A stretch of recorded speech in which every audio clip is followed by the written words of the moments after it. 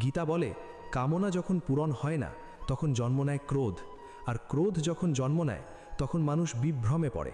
বিভ্রম মানে মানুষ সত্যকে সত্য হিসেবে চিনতে পারে না, তখন তার স্মৃতি নষ্ট হয়।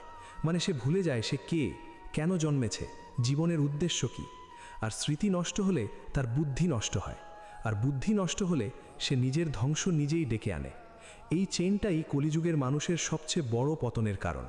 কামনা, ক্রোধ, বিভ্রম, স্মৃতিভ্রংশ, বুদ্ধিনাশ এবং শেষে সর্বনাশ। মানুষ ভাবছে তার জীবন শুধু টাকা, পদ, সম্পর্ক, শরীর, সৌন্দর্য, সাফল্য। কিন্তু গীতা বলে এগুলো সব ক্ষণস্থায়ী, আজ আছে কাল নেই।